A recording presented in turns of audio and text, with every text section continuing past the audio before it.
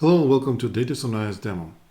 This demo is dedicated to the format-preserving encryption and format-preserving tokenization masking methods.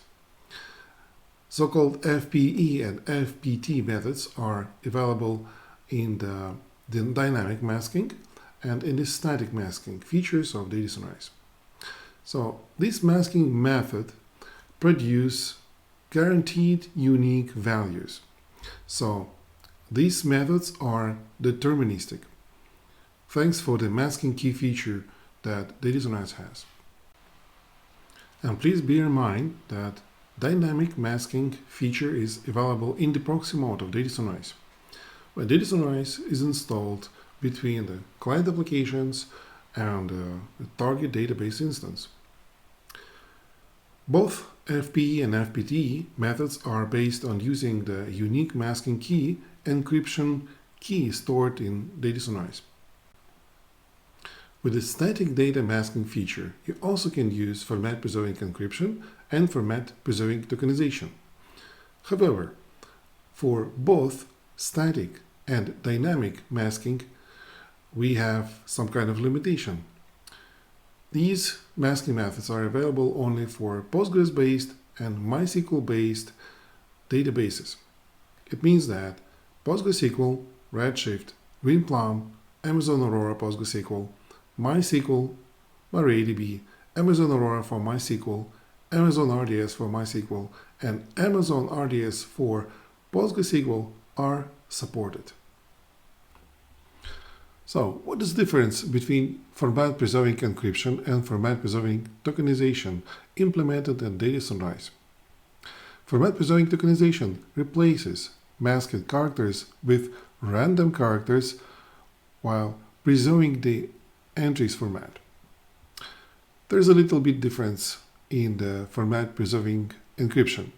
Format-preserving encryption replaces masked characters with random characters too, but it uses AES encryption algorithm to perform that. FPE is more secure method for obfuscation than FPT, but also is a bit slower one. Let's see both FPE and FPT methods in action. Here is my application, and it uses PostgreSQL tables.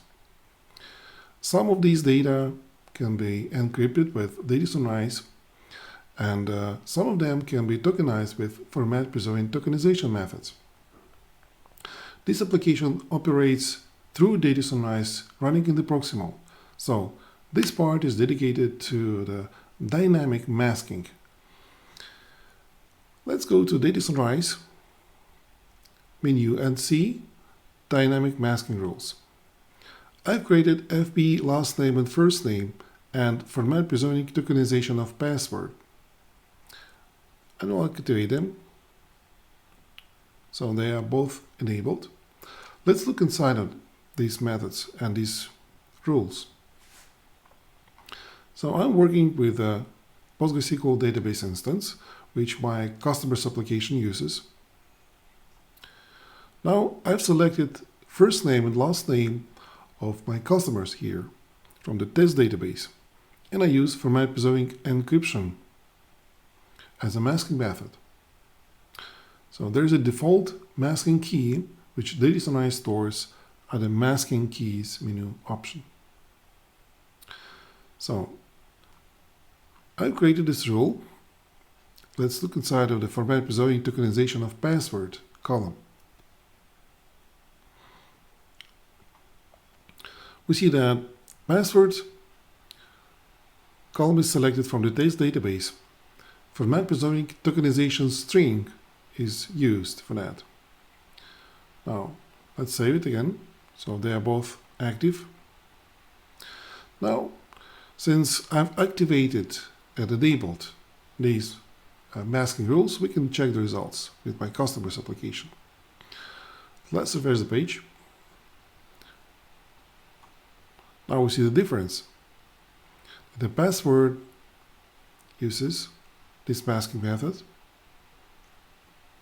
And we see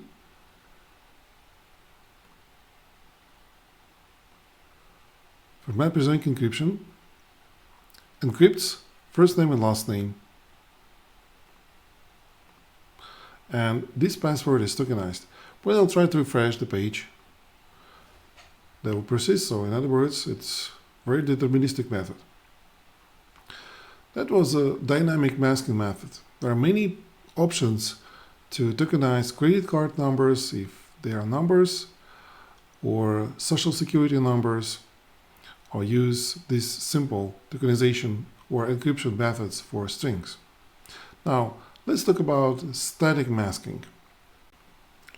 As we remember, the static masking methods takes data from the source database, transforms the data, for example, by using format-preserving encryption or format-preserving tokenization, and puts the data in the target database. In my example, I will take single table and will use data-synchronized FPE and FPT methods, and will copy that transform data to another database. Let's see that in action. Here's my sample data. I have discovery database and customers table, and we see what's inside of this table. So we see that SSN, last name, email, address. I will use data sunrise with different masking methods to use FPT and FPE. So I go to the masking menu item, I go to the static masking, and here is my masking procedure, which is a periodic task I can run to take the data from the source, transform with data sunrise FPT and FPE, and put into the target database. So this is my source, this is my target. I use discovery database as a source and the masking database as a target. So I use also different options. But as we see, there are format-preserving tokenization string, format-preserving tokenization email, and format-preserving encryption SSN masking methods, specifically for these types of data. Okay, let's run this task to see what will be there in the masked table. Oh, run very fast. Now let's go back to the table. This is the source again. Let's scroll to the target. See, this is masking and the customer. So let's open this table and compare the data. So data sunrise transferred the source customers into the target customers table, and the last name is encrypted, and this email is tokenized with data sunrise tokenization for email method. SSN, if we compare, we see that these are different, but they will be deterministic every time if we use this method. The address line became like scrambled. The card name of this card is different, and now see this is deterministic for this type of credit card. So as we see, data sunrise has very powerful FPT and FPE masking methods. Thank you for watching.